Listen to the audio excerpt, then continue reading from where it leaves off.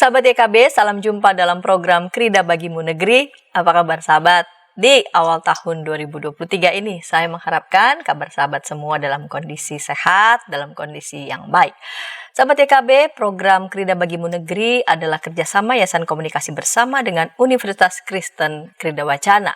Ukrida tempat yang tepat menyiapkan masa depan bagi anak Anda bila Anda sebagai orang tua dan masa depan bagi Anda bila Anda sebagai kaum muda. Program ini mengangkat berbagai peristiwa yang kita lihat dari berbagai perspektif keilmuan seperti kedokteran, psikologi, ekonomi, sosial, dan tentu saja dalam perspektif iman Kristen. Pada episode kali ini kita hendak membincang tentang waspada pendarahan otak. Waspada pendarahan otak bersama dengan narasumber yang sudah hadir di studio, Dr. Susilo. Selamat datang di studio, salam jumpa, Dok. Ya, terima kasih Bu Santi. Ya, saya senang sekali karena sudah diundang kembali di sini. Ya. Dr. Susilo juga mengajar di Fakultas Kedokteran dan Ilmu Kesehatan Universitas Kristen Krida Wacana. Baiklah dokter, kita hendak membincang waspada pendarahan otak.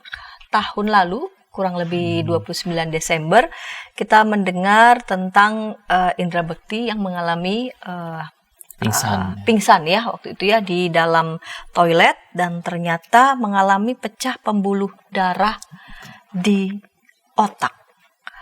Dok, kita mulai dengan apa sih definisi pecah pembuluh darah itu, Dok? Ya, kita harus membahas mungkin agak mundur sedikit ya. Jadi sebenarnya pecah pembuluh darah itu adalah bagian dari stroke ya. Jadi stroke itu ada dua ya. Ada satu pecah pembuluh darah, yang satu itu tersumbat. Artinya terhentinya supply atau oksigen, gizi dan lain-lain ke area otak yang sebelumnya lancar. Nah, pendarahan otak itu adalah pembuluh darah, terutama arteri yang berada di sekitar otak, di dalamnya otaknya, itu mengalami robekan terhadap pembuluh darah, sehingga darahnya keluar ke otak dan menghalangi suplai nutrisi itu berjalan lancar. Kurang lebih seperti itu kurang lebihnya. Menghalangi suplai nutrisi. Nutrisi ya. Selain dari memang dia keluar, jadi tidak masuk ke target organ, dia juga dengan adanya darah di luar, dia akan menekan pembuluh darahnya sehingga suplainya juga terganggu jadinya. Nah, kondisi yang dialami Indra Bekti kan pada saat itu pingsan begitu ya? Pingsan. Apakah yang mengalami pecah pembuluh darah itu langsung kondisinya pingsan atau ada gejala-gejala umum yang tampil begitu? Ya, jadi kalau kita berbicara mengenai pecahnya pembuluh darah, itu artinya rongga kepala kita itu terbatas. Rongga kepala kita terbatas dengan tengkorak di luarnya, itu sudah paten istilahnya. Nah, adanya cairan tambahan yang keluar ke rongganya, tentunya dia akan menyebabkan peningkatan tekanan. Nah, peningkatan tekanan pada otak ini dapat menyebabkan berbagai gejala. Salah satunya yang dialami oleh Indra Bekti, pingsan. Sebenarnya mungkin bukan pingsan, itu mungkin tidak sadarkan diri ya, termasuk ke dalam, bisa masuk ke dalam koma ya, apabila tidak ditangani dengan cepat. Nah, gejalanya apa aja selain yang tadi sudah terjadi pada si Mas Indra Bekti ya? Gejala lainnya bisa berupa sakit kepala saja ya, apabila pecahannya, robekannya tidak terlalu besar. Sakit kepala, nyeri-nyeri kuduk, bisa juga berupa kehilangan keseimbangan, pusing yang sangat berat, bisa juga lumpuh, dan bisa juga mengalami yang namanya mual muntah terutama menyemprot. Dia langsung apa yang ada di perut semua dikeluarkan secara paksa seperti itu. Itu adalah rupa-rupa dari gejala yang dapat ditimbulkan oleh pendarahan otak. Itu gejala itu munculnya sering. Misalkan kalau muntah bisa mungkin bukan, Cok. Selagi tekanan itu tetap meningkat dan pada otak itu belum terjadi adaptasi, itu akan terjadi. Jadi sebenarnya peningkatan itu akan terkompensasi oleh otak juga ya. Jadi selain memang tekanannya tiba-tiba naik sekali, terus muncul gejala-gejala akut kita bilangnya seperti nyeri kepala yang hebat sekali, muntah ya tadi ya, terus mulai tidak sadar ya. Jadi tetap akan adaptasi namanya ya. Tapi ya, kalau misalnya adaptasi kita itu tidak baik ya, maka terjadi sampai koma, dan komanya bisa aja sampai memang sulit dibangunkan ya. Bahkan sampai nanti menuju masa krisis dan dapat terjadi kematian.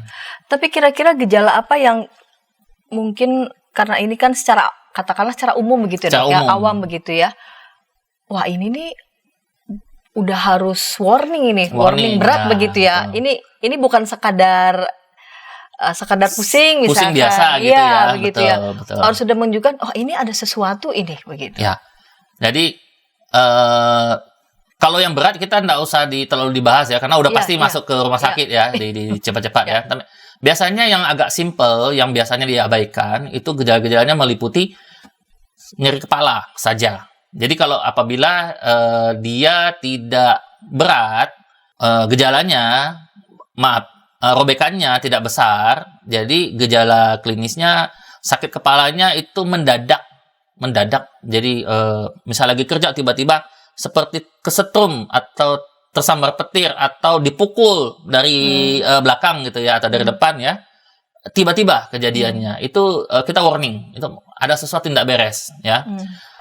Terus kelumpuhan ya, kita lagi kerja, kita lagi melakukan aktivitas ya, itu bisa tiba-tiba kok nggak bisa gerak tangan saya atau kaki saya, itu harus, itu merupakan warning yang selanjutnya harus dibawa ke segera kalau gitu emergency, betul, unit gawat darurat ya, di rumah sakit.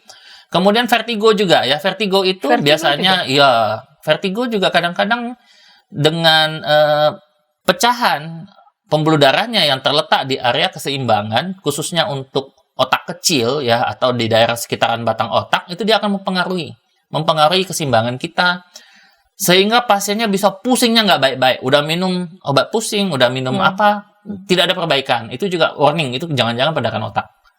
Ya, jadi cukup luas ya. Kan otak itu sebenarnya pusat pengatur seluruh tubuh kita.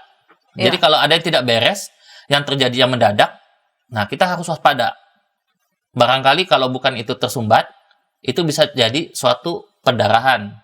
Ya, perdarahan kan tersumbat atau pendarahan. Ya, kalau yang udah jelas-jelas misalnya pasiennya sudah langsung tidak sadar kayak seperti Indra Bekti, itu kan langsung bawa ke UGD, CT scan, langsung ketahuan ya. Kalau misalnya perdarahannya misalnya cuma sekitar berapa mili saja, itu gejalanya mungkin tidak sampai pingsan, sampai koma gitu ya. Jadi ya gejala-gejala seperti yang tadi yang saya bilang, nyeri kepala yang mendadak sekali, pusing yang mendadak sekali, kelumpuhan ya, baiknya itu muka, wajah, mata menelan dan lain-lain, itu kalau terjadi mendadak itu harus segera diwaspadai ya, harus ke unit gawat darurat ya. Kasus ini secara umum di rumah sakit bagaimana, Dok? Apakah cukup banyak atau? Jadi kalau kita mengatakan stroke secara umum, itu kejadiannya memang bukan nomor 1 ya, mungkin sekian persen. Namun si pendarahan otak ini kalau dibandingkan, karena tadi saya katakan stroke itu kan ada yang tersumbat, ada yang berdarah. Nah, yang berdarah ini kemungkinan munculnya itu sekitar 15-20% dari yang tersumbat. Memang yang paling sering itu tersumbat. Namun ada beberapa hal yang perlu diperhatikan. Seperti kalau stroke itu yang tersumbat, itu biasanya gejalanya sih tenang-tenang aja. Pasiennya berasa seolah-olah di masyarakat kita ya menganggap bahwa kayak dicubit setan ya. Tiba-tiba kok mukanya monyong gitu ya. Kok tiba-tiba tangannya ini. Nah, kalau pendarahan itu cenderung lebih ke gejala-gejala yang memang menyakitkan gitu ya, mengganggu sekali gitu ya. Jadi biasanya kalau yang keluhan-keluhan pendarahan itu dia akan lebih cepat bawa ke UGD, unit gawat darurat ya. Itu jadi kasus umum di rumah sakit berarti cukup lumayan. Cukup sedikit sebenarnya. Cukup sedikit karena sebenarnya. Stroke-nya sendiri misalnya dalam 1 minggu ya di satu rumah sakit itu mungkin angka kejadiannya antara 3 sampai 5 orang ya. Itu 15%-nya kasusnya pendarahan biasanya. Yang perlu kita waspadai biasanya orang tua ya. Orang tua umur di atas 60 itu biasanya dia punya sensor itu sudah agak error sedikit. Sudah mulai error. Jadi kalau nyeri usia kepala sudah kadang-kadang masuk tua belum ya, sekitar 50-an begitu. Biasanya 60 ke atas, 60 ke atas. Dia punya sensor agak kurang. Jadi kalau misalnya ada pendarahan, kadang-kadang dia tidak merasakan nyeri kepala. Kadang-kadang ya. Jadi itu yang agak cukup sulit kalau pada orang tua. Tapi karena sensornya. Tapi ada keluhan yang dirasakan tidak enak ini seperti kok tangan saya agak lemes ya, agak nggak enak gitu ya, atau kok saya makin susah ya menelan dan lain-lain. Itu yang terjadi tiba-tiba. Nah itu juga kita perlu warning, kita perlu ini jangan-jangan suatu stroke ya. Jadi bisa kemungkinan pendarahan seperti itu. Jadi ada baiknya dibawa ke rumah sakit segera. Kalau untuk yang di usia yang relatif muda seperti Indra Bekti itu bisa saja ya? Bisa. Ya? Tidak harus yang 60-an ternyata. Tidak harus. Begitu. Jadi stroke itu bisa mengenai hampir semua usia ya. Terutama usia-usia yang sebenarnya bukan usia ya, lebih tepatnya orang-orang yang mempunyai faktor resiko kita bilangnya. Ada beberapa faktor resiko yang bisa kita ubah sama yang tidak bisa kita ubah. Yang bisa kita ubah, yang tidak bisa kita ubah dulu kan seperti jenis kelamin ya. Biasanya pria itu yang seperti dulu pernah kita bahas, kalau dia sebelum tua, dia angka kejadiannya lebih banyak dibandingkan wanita. Begitu udah usianya lanjut, apalagi perempuan sudah pada tahap menopause, dia akan meningkat kejadiannya dibandingkan pria. Jadi itu mungkin bisa salah satunya karena stres ya, stres pekerjaan, hipertensi, betul, begadang ya, hipertensi yang tak kunjung diobati ya, mungkin ada gula ya, terus itu semuanya faktor risiko ya. Yang tadi tidak bisa dirubah juga umur ya, terus kalau ada ras-ras tertentu ya, kayak seperti saya bilang dulu ya, mungkin kecenderungan dia mengadakan pesta makanya harus ini gitu ya, dia kalau ngadain jamuan makanya harus ini, itu juga, dan itu berulang ya, itu kan cukup pengaruh ya. Terus kalau yang bisa dirubah ya seperti merokok ya, itu juga bisa menyebabkan kejadian stroke ya. Cuma kalau untuk pendarahan kebanyakan sih masalahnya di hipertensi. Jadi boleh dibilang kalau pendarahan itu udah pasti tekanan darahnya tinggi. Nah itu tadi yang saya bilang. Kecuali untuk sensornya error ya, seperti yang udah tua ya. Tapi kalau tidak, biasanya sih tingginya lumayan berat ya. Misalnya kebanyakan itu dengan stroke pendarahan pada usia di bawah 60 itu lebih seringnya itu di atas 180 ya biasanya ya. Karena begitu dia pecah, sensornya terlalu darurat ya istilahnya. Jadi jantungnya itu juga bekerjanya lebih aktif gitu. Jadi sehingga tekanan darahnya biasanya cukup bermasalah sekali ya. Seperti itu kurang lebih. Oke. Baik, Dok. Pendarahan otak ini apakah hanya satu jenis atau ada macam-macam? Namun sebelumnya kita akan membahas itu di segmen kedua. Namun sebelumnya kita dengarkan pesan-pesan berikut ini.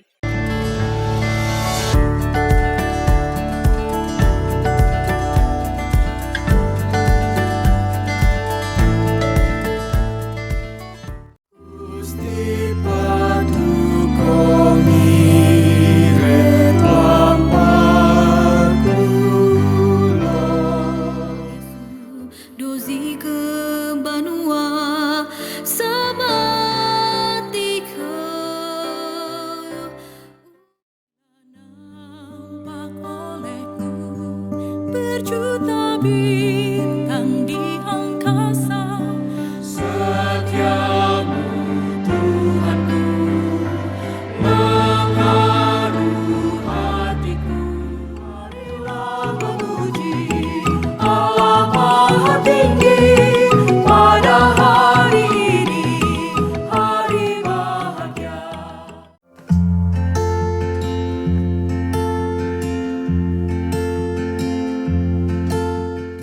Tentu sudah tidak asing lagi di kalangan penggiat dan penggemar musik gereja.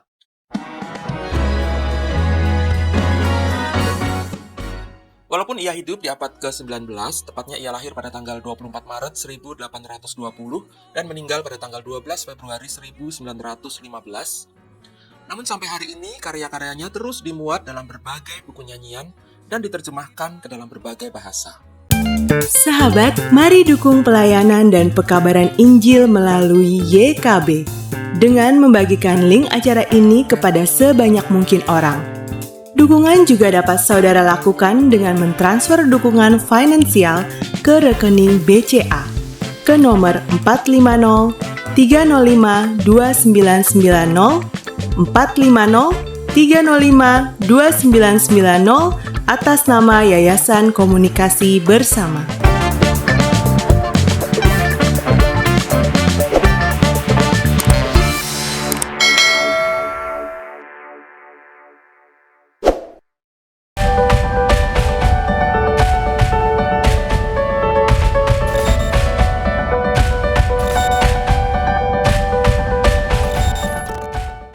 Senang masih bersama dengan kami dalam program Krida Bagimu Negeri. Pada episode kali ini kita membincang tentang waspada pendarahan otak bersama dengan Dr. Susilo. Kita sudah tiba di segmen yang kedua. Jika di antara para sahabat mau menyampaikan respons, pertanyaan, boleh sampaikan di kolom chat yang sudah kami sediakan. Baik dok, ini segmen kedua kita lanjutkan ya dok ya, percakapan kita. Apakah pendarahan otak itu hanya satu tipe, hanya satu jenis, atau ada beberapa jenis, dok? Ya, secara teoritis untuk pendarahan otak akibat stroke itu ada dua jenis secara teoritis, yaitu pendarahan intracerebral kita bilangnya, itu artinya di dalam massa otaknya itu sendiri, atau satu lagi subarachnoid, berada di luar dari jaringan otaknya.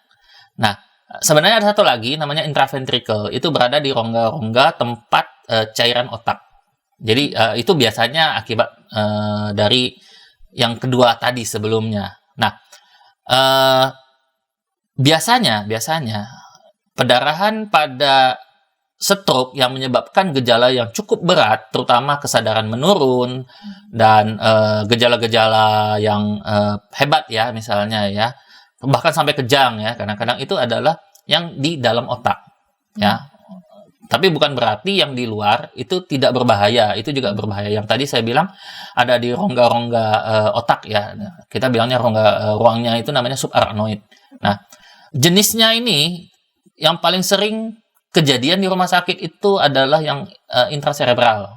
Yang sering terjadi. Sering terjadi, cukup sering. Ya? Biasanya itu karena hipertensi lama. Hipertensi lama itu tadi seperti saya bilang itu merupakan faktor risiko ya. Dengan adanya hipertensi lama dapat terjadi penggelembungan ya dari pembuluh darah itu ya. Kita bilangnya aneurisma. Aneurisma itu tinggal tunggu waktu nih. Kalau misalnya kita darahnya tidak stabil ya, terutama yang fluktuatif ya, tiba-tiba tinggi sekali gitu ya. Itu bisa menyebabkan tekanan berlebihan, jadi dia punya pembuluh darah bisa pecah. Nah, itu terjadinya seringnya di dalam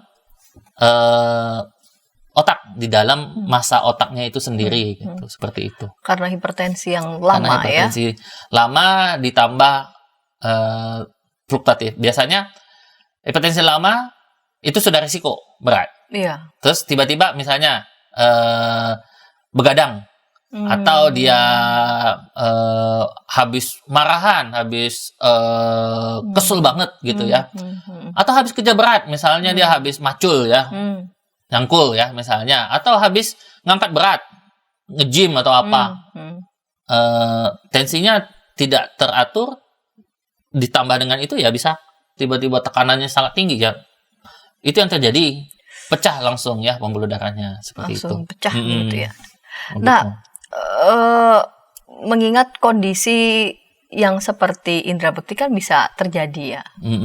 Nah, entah yang katakanlah entah ringan sampai yang tak berat begitu. Ketika kita mendapati ada kasus seperti itu, katakanlah orang-orang dekat kita begitu yang kita bisa jangkau, apa yang bisa kita lakukan begitu, Dok? Ya.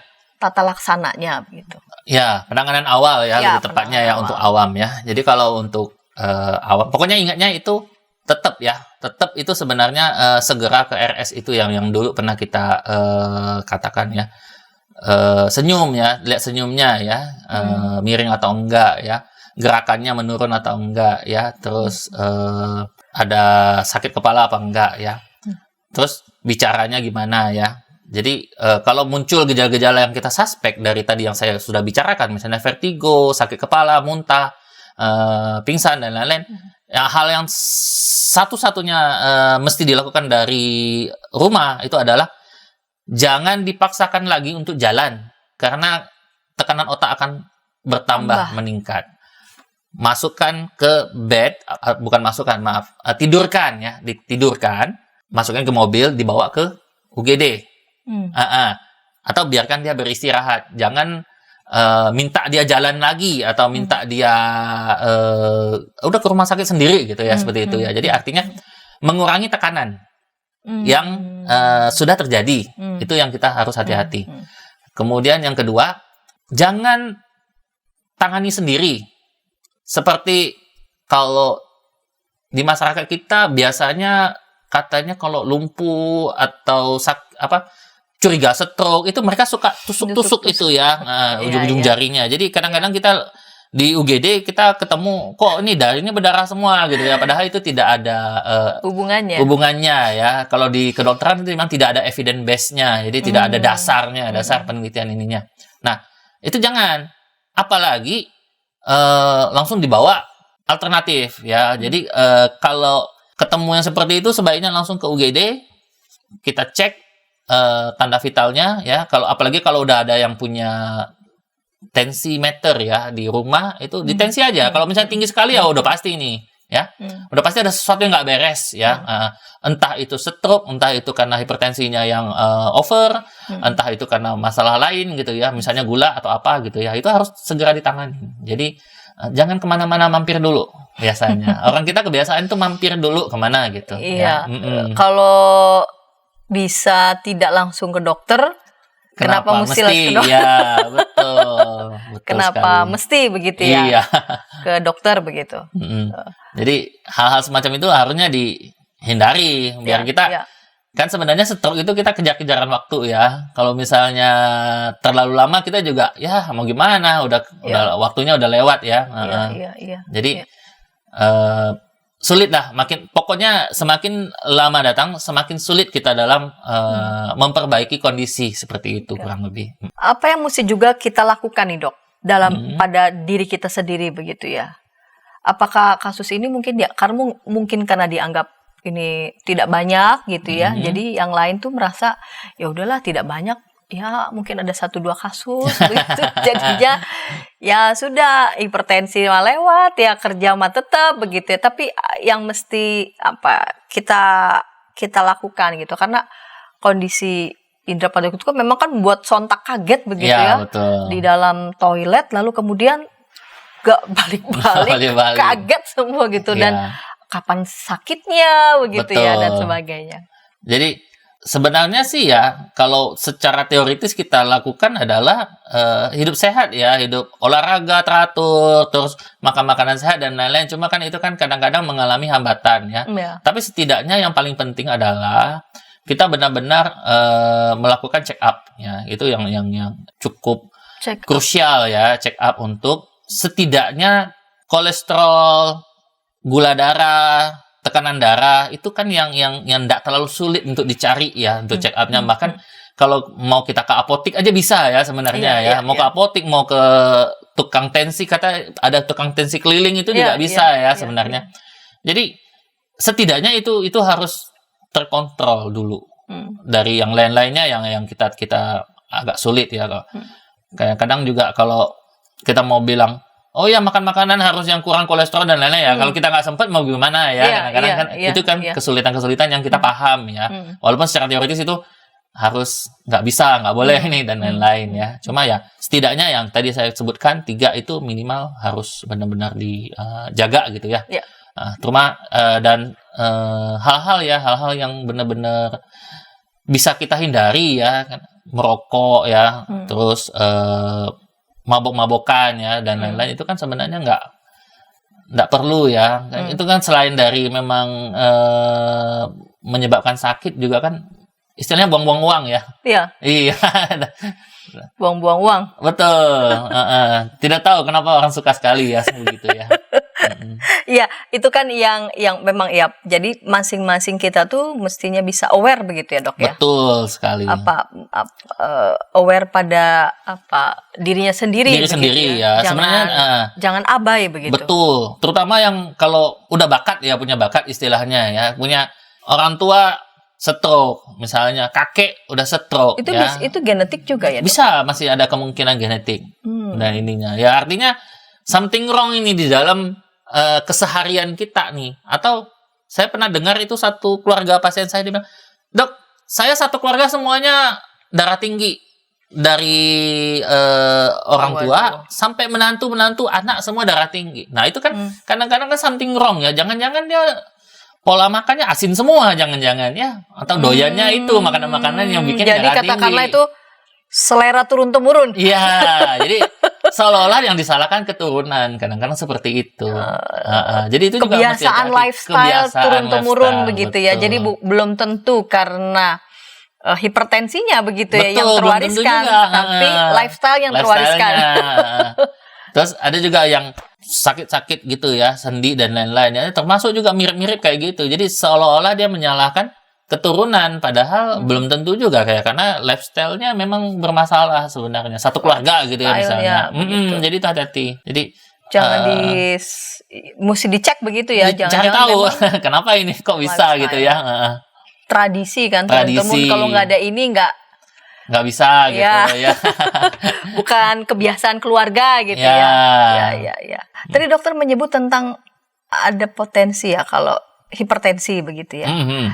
Apakah ketika mendapati gitu hipertensi, apakah selalu harus minum obat atau bagaimana itu? Jadi gini, hipertensi itu sebenarnya ada grade-grade-nya ya. Jadi kalau misalnya memang belum terlalu tinggi ya, misalnya sekitar 130-an ya, misal di awal-awal 140 ya, dan baru pertama kali ketemu, sebelumnya memang belum dicek atau diceknya sebelumnya masih bagus, itu biasanya kita lakukan perubahan pola hidup ya, agak naikkan olahraganya, kurangin yang asin-asin dan lain-lain. Nah, kita coba cek lagi ya, kalau misalnya dengan beberapa kali sudah tidak menunjukkan perubahan, perlu kita tambahkan obat. Jadi obat itu sebenarnya juga tidak langsung kita kasih, kecuali kalau memang berbahaya ya, danger ya, misalnya udah di atas 160, 170 ya, yang kayaknya sih kalau lifestyle ini kayaknya susah ini mau diturun. Kita perlu bantuan dengan obat ya. Seperti itu. Jadi kalau sudah dilihat terlalu tinggi begitu ya, maka harus ada intervensi yang sebaiknya supaya cepat begitu. Ya, supaya dia turun. Kalau kita mengandalkan makanan ya tidak secepat itu juga gitu. Nah, sementara kan warning ya, kalau misalnya dia tinggi terus ya kan tetap proses itu tuh terjadi di kepala, di ginjal, di jantung dan lain-lain, itu kan akan terjadi sesuatu. Yang apalagi kalau terus-menerus gitu ya, Dok. Betul. Nanti kan ya itu contohnya perdarahan otak bisa terjadi.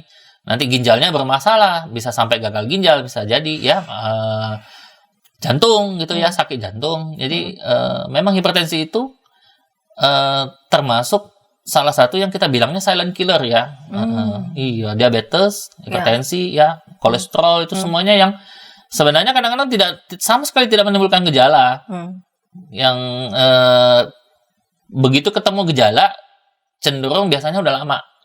Udah kemana-mana biasanya. Jadi hati-hati. Jadi kalau bisa dicek rutin, ya dicek. Kenapa enggak gitu? Iya, jangan abai begitu. Jangan abai, ya betul. Baiklah, kita mau lanjutkan percakapan kita di segmen ketiga tentang waspada penurunan otak. Namun sebelumnya kita dengarkan pesan-pesan berikut ini.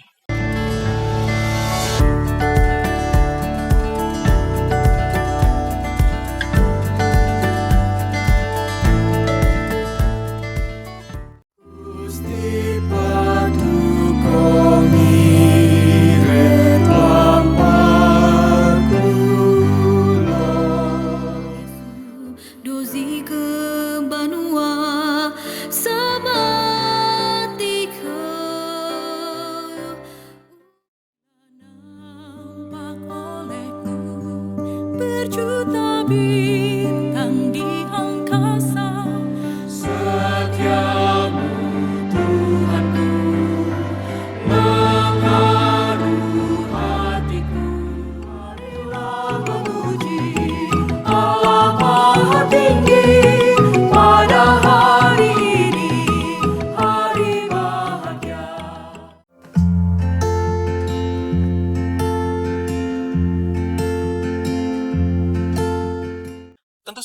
asing lagi di kalangan penggiat dan penggemar musik gereja.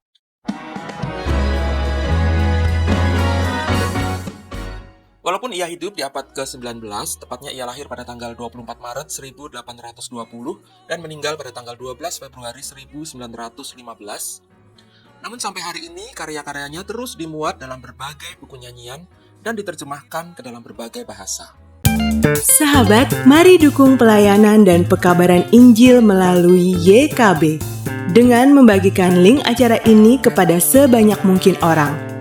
Dukungan juga dapat saudara lakukan dengan mentransfer dukungan finansial ke rekening BCA ke nomor 450 305 2990 450 305 2990 atas nama Yayasan Komunikasi Bersama.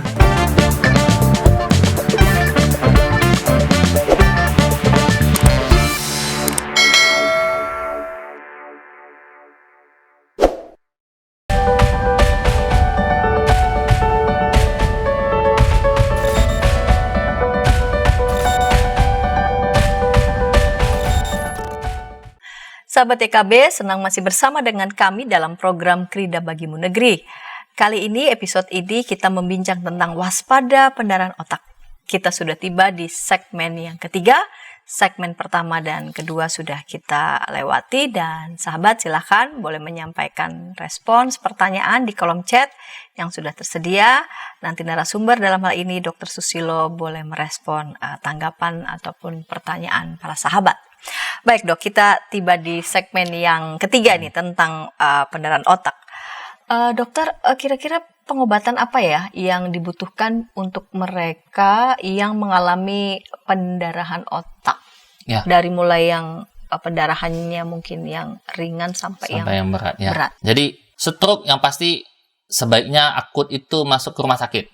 Ya, tidak terlepas mau dia tersumbat, mau dia pendarahan. Secara umum, pada stroke itu ada kerusakan sel otak. Nah, kerusakan sel otak apabila dia sudah melewati batasnya, ada namanya kematian sel otak. Nah, kematian sel otak itu sudah tidak bisa kita apa-apakan.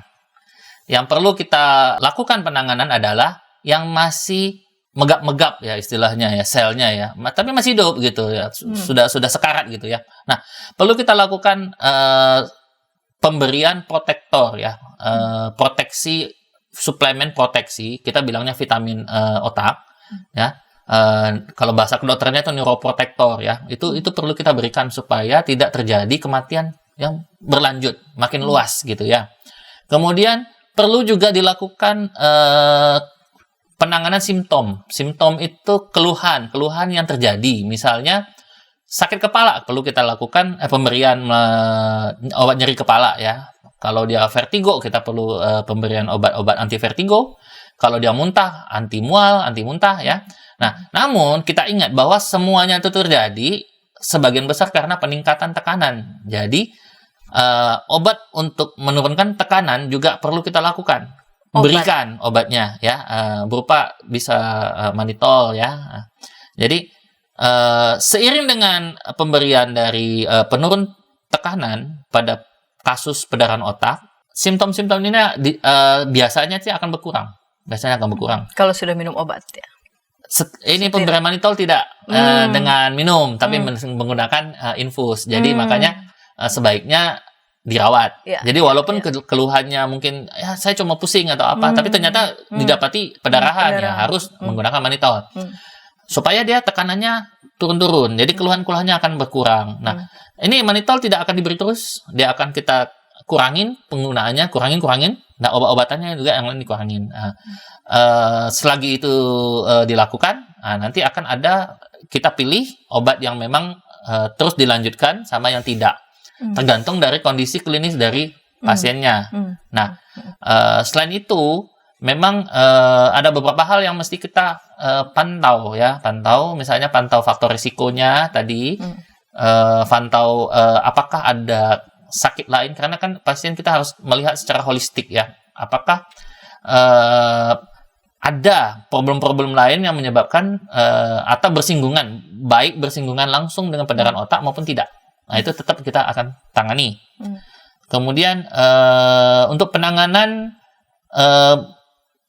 lamanya penanganan ya itu tergantung dari respon dari pasien itu sendiri ya. Respon tubuhnya. Respon tubuhnya ya. Kalau misalnya kayak Indra Bekti itu kan tidak sadar ya. Karena tidak sadar kan responnya harus kebalikan sadar. Jadi sadar. Nah, apakah dia dengan pemberian obat-obatan tersebut dia jadi sadar? Nah, kalau sadar ada sesuatu yang perlu kita kurangi, tapering off. Sembari melihat kondisi berikutnya ya setelah sadarnya apalagi yang dikeluhkan dan lain-lain ya sampai ke tahap di mana kita lakukan rehabilitasi ya kita bilangnya ya. Apabila tidak ada kelainan-kelainan pada gerakan ya misalnya tangannya nggak lumpuh, kaki nggak lumpuh dan lain-lain ya kita mungkin rehabilitasinya dari dokter saraf aja untuk peregangan dan lain-lain mengatasi misalnya tadi nyeri kepala biasanya kan diikuti dengan adanya ketegangan otot dan lain-lain ya itu seperti itu. Kalau misalnya terjadi kelumpuhan ya ada baiknya kita kerjasama dengan bagian rehabilitasi medik. Jadi ada dokter rehab medik yang akan menangani hal tersebut dibantu dengan fisioterapis untuk mengembalikan fungsi ya. Dalam hal ini bukan mengembalikan sepenuhnya ya, tapi yang seoptimal yang pasiennya mampu. Jadi walaupun kita sudah bilang, wah ini metode ini bagus dan lain-lain ya, tapi kalau dari si pasiennya sendiri tidak sulit untuk mengikuti atau responnya tidak baik, atau dia tidak ada keinginan untuk melakukan perbaikan ya, justru itu akan menyulitkan ya, seperti itu. Kemudian nah, apabila setelah kita lakukan treatment, ternyata dia bertambah ya, bertambah parah. Nah, itu mungkin kita akan lanjut ke opsi yang namanya operasi ya, atau saat masuk setelah kan kita melakukan CT scan ya, CT scan kepala. CT scan kepala kan kita akan ketahuan dari jumlah cairannya, lokasinya ya, terus apakah jumlah dan lokasi itu mempengaruhi terhadap fungsi dari si pasien tersebut yang cukup vital. Nah, apabila itu berlebih ya atau cukup banyak dan cukup mengganggu dan lain-lain, itu bisa menjadi opsi untuk dilakukan evakuasi kita bilangnya ya. Evakuasi itu evakuasi dari darah di dalam otaknya. Jadi tengkoraknya nanti akan dilakukan pembukaan, nanti darahnya nanti akan dikeluarkan. Dan itu untuk teknik dan untuk detailnya mungkin nanti dokter bedah saraf yang lebih banyak tahu ya. Jadi untuk tindakan operasi itu memang tidak selalu karena kondisi sudah koma dalam arti dalam kondisi sadar jika memang itu sangat diperlukan. Ya, betul. Itu bisa dilakukan ya, Dok. Jadi, begitu hasil CT scan keluar, kita bisa memprediksikan, memperkirakan, ini bakal, kalau kita tidak apa-apakan, ini bakal kenapa-napa enggak. Ya. Bahkan kadang-kadang kalau koma, kita belum tentu melakukan operasi. Karena satu dan lain halnya, itu kita masuk ke konservatif. Nah, biasanya yang kayak gitu, misalnya koma, terlalu luas, yang artinya setelah kita lakukan operasi, ternyata tingkat kematiannya, persentasenya tinggi gitu. Ya mau buat apa? Artinya kan mau dilakukan, mau tidak dilakukan ya kemungkinan ya jadi jangan dilakukan. Jangan dilakukan kalau seperti itu. Artinya kan bikin ini bikin luka di si pasiennya gitu ya. Jadi itu juga masuk ke dalam pertimbangan ya. Jadi itu hal-hal yang sebaiknya kita pikirkan di dalam penanganan kasus perdarahan otak. Jadi ya seperti itu ininya. Ya.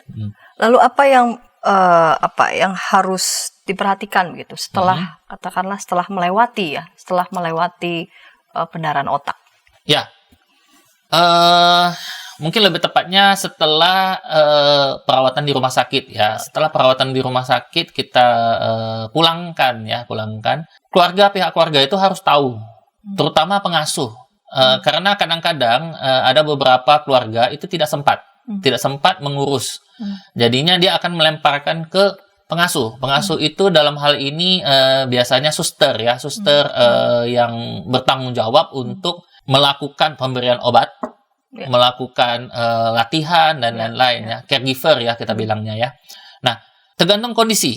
Kalau dia pulang dengan kaki, tangan tidak ada masalah, bisa jalan, bisa apa, ya kita tidak terlalu banyak. Hanya kita perlu mengingatkan satu hal-hal yang termasuk dalam faktor risiko, misalnya gulanya, kolesterolnya, hipertensinya, atau kurangnya aktivitas dan lain-lain yang menyebabkan dia itu terjadi stroke-nya, itu mesti dicegah, mesti dilakukan, dihindari gitu ya. Apabila dia setengah lumpuh misalnya, setengah lumpuh itu kebersihannya perlu diperhatikan, pola makannya juga ya. Kadang-kadang kalau setengah lumpuh itu terutama laki-laki ya, biasanya seperti punya egois, nggak mau dibantu, maunya sendiri gitu ya. Jadi arogan gitu ya, kayak sebenarnya ada beberapa yang kasusnya seperti itu. Dia jadi dia bilang dia bisa ngurus sendiri dan lain-lain, sehingga itu kadang-kadang suka jadi problem masalah. Misalnya jadi menyulitkan.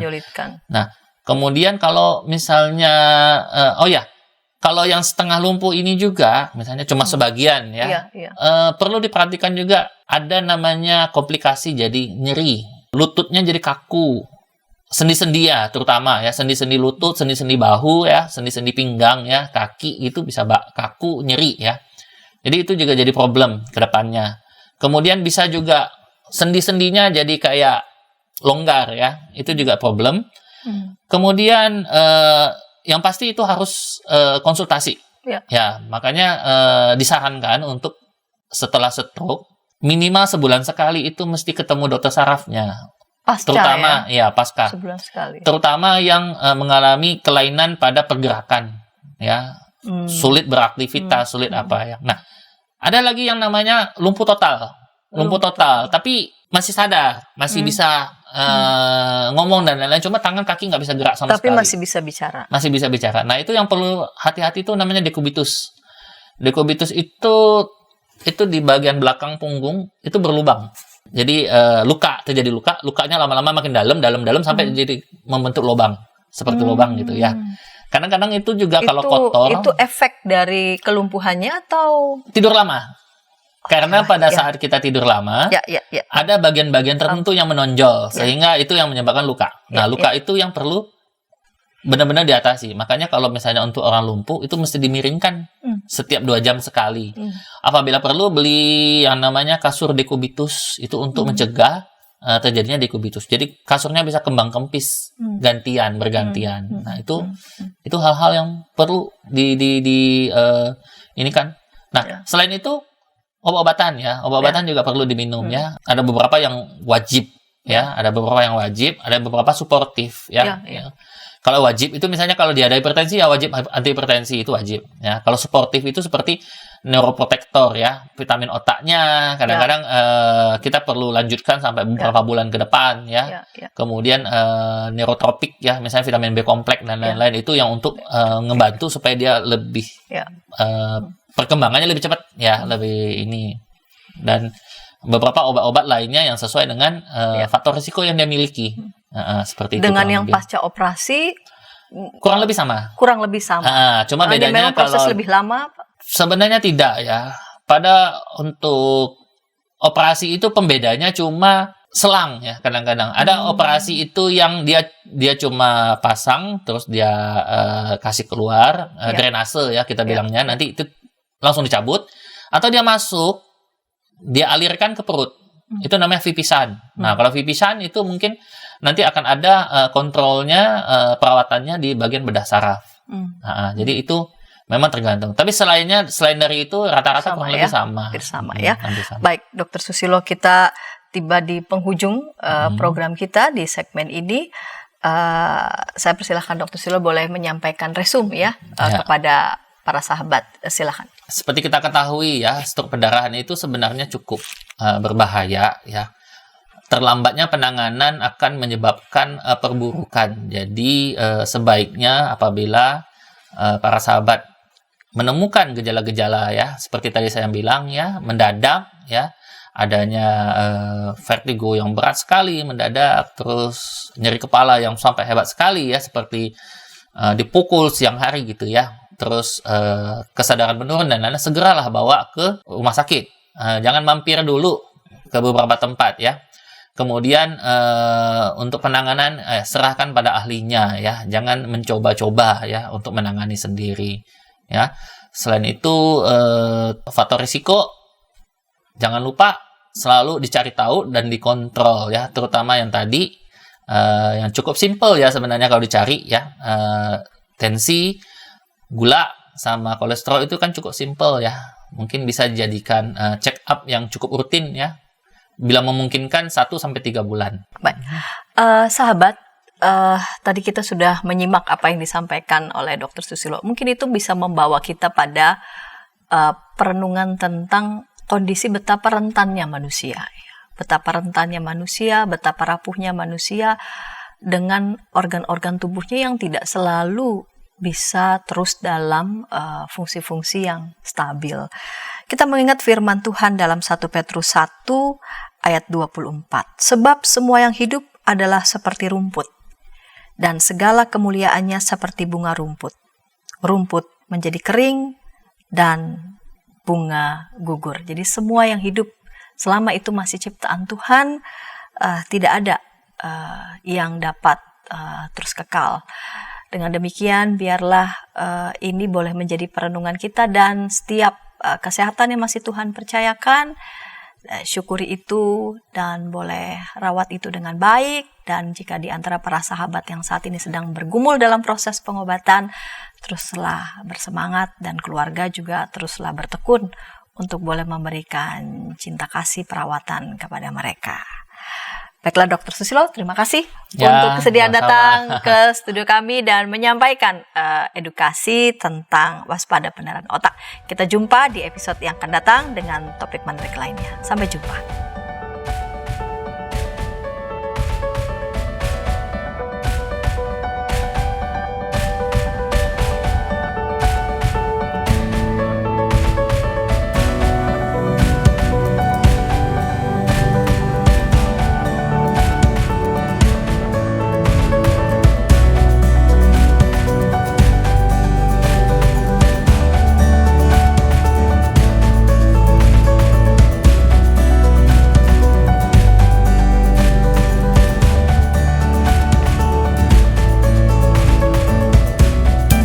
Sahabat, mari dukung pelayanan dan pekabaran Injil melalui YKB dengan membagikan link acara ini kepada sebanyak mungkin orang. Dukungan juga dapat saudara lakukan dengan mentransfer dukungan finansial ke rekening BCA ke nomor 450 305 2990 450 305 2990 atas nama Yayasan Komunikasi Bersama.